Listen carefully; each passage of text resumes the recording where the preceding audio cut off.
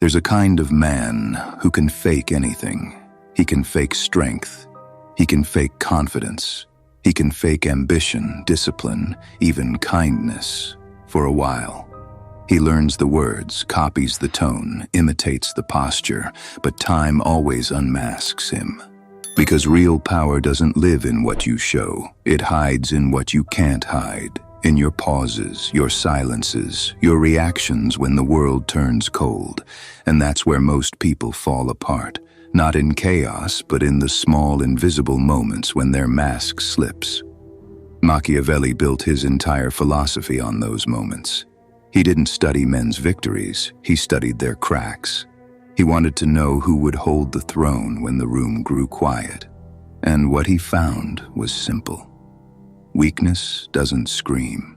It leaks, quietly, predictably, always through behavior. He watched how people spoke, how they justified, how they smiled when cornered. He learned that strong men say little and move precisely, while weak men reveal themselves one nervous sentence at a time. And once you can see that pattern, you hold an unfair advantage. Because in a world full of pretenders, the ability to read weakness is the purest form of power there is. You stop guessing. You start predicting. You stop trusting appearances. You start dissecting behavior. That's what made Machiavelli dangerous. He could smell collapse before it arrived. So let's talk about it. The 3 signs that reveal weak men. The ones who will fail under pressure, betray you under stress, or ruin themselves trying to look strong. And more importantly, how Machiavelli used them not to mock, but to rule. The first behavior, over-justification. Weak men explain, strong men decide. That's the law. The man who needs to justify himself is already begging for permission to exist. Machiavelli said the loudest talkers are the ones most afraid of silence. They think words build walls, when in truth, they dig graves. The confident man says little because he knows conviction is self-evident. He doesn't try to convince anyone, because the moment you start convincing, you've already surrendered.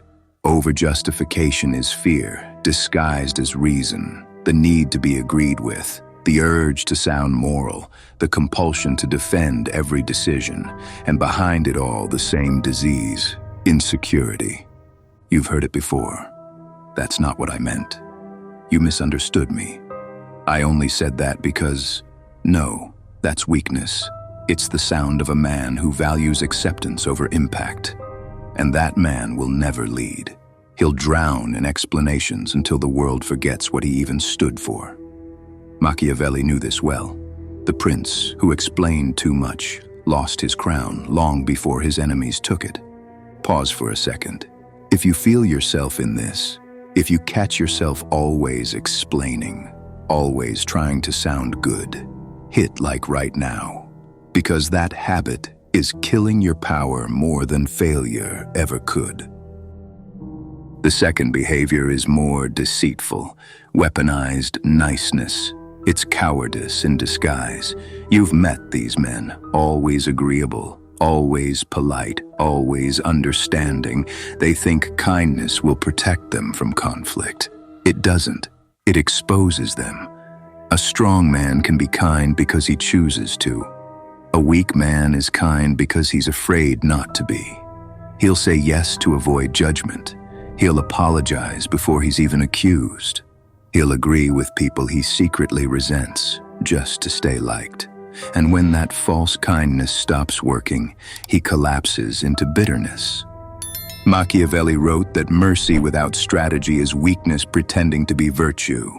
Real kindness has boundaries. It's sharp, precise, and doesn't beg to be noticed. The fake kind smiles to survive. The real kind decides who's worth mercy and who's not.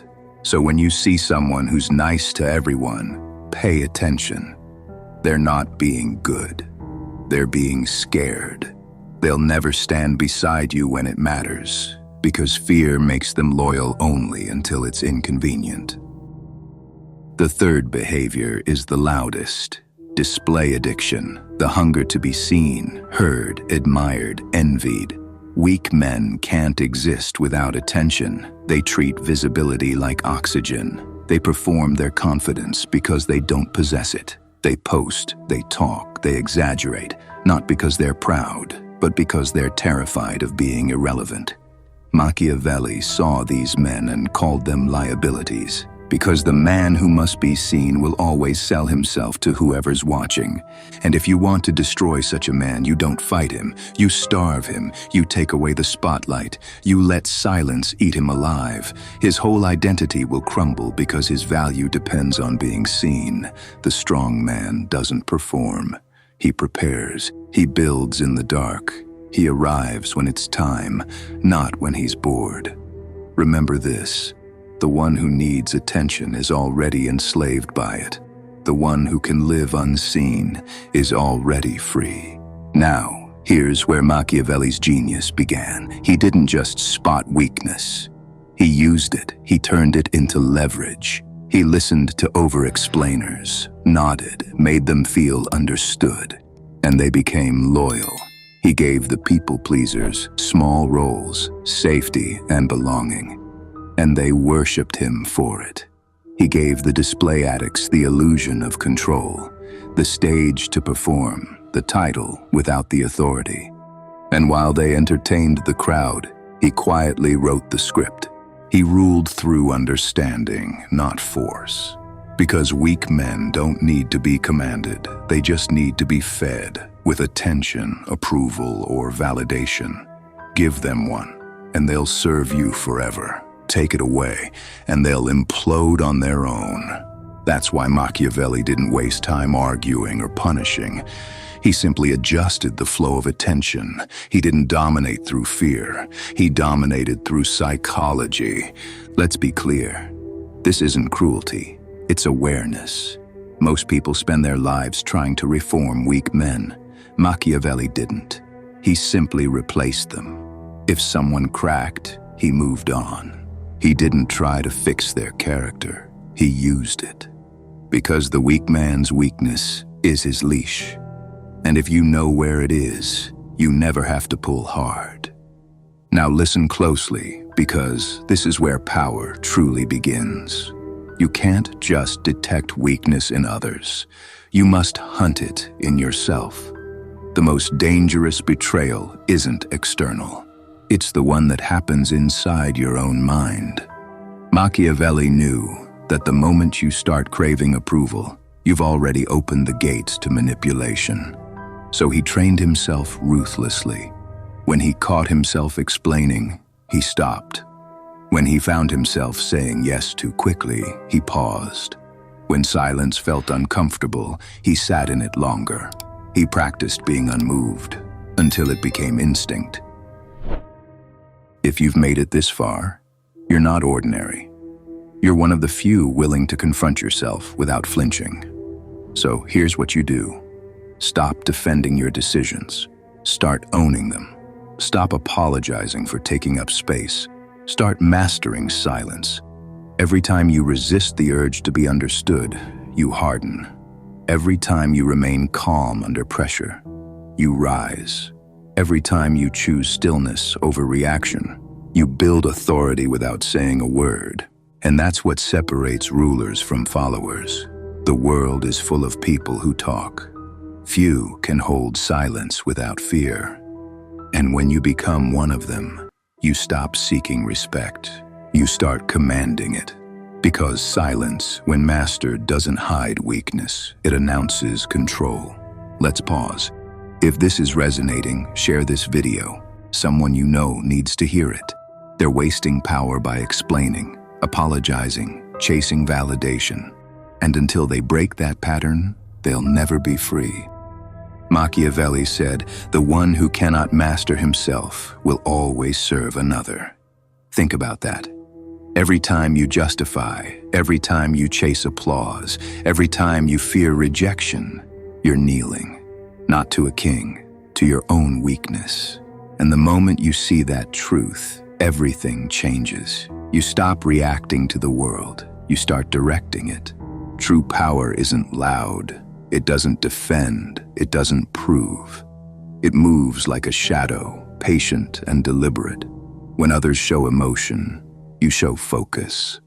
When others seek attention, you seek silence.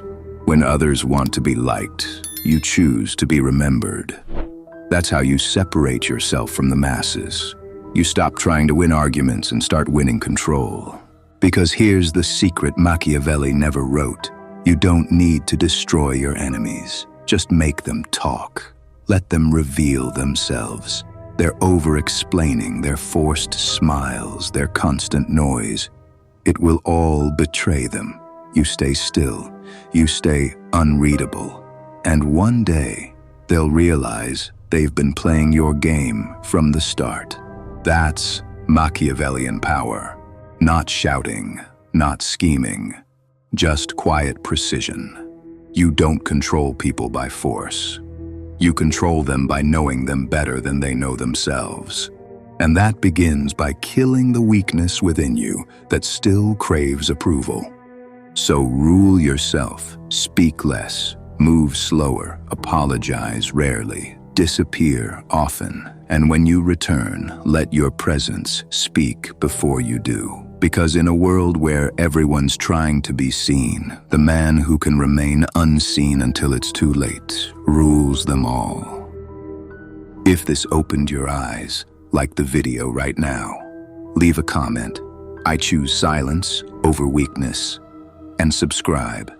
The next lesson will show you how to weaponize patience, how to make people move while you stand still. Remember this truth. Weak men perform, strong men prepare. The world won't remember what you said. It will remember how unshakable you stayed when everyone else broke. And that's the essence of Machiavelli. You don't expose weakness. You let it expose itself while you rise, quietly, ruthlessly, and forever untouchable.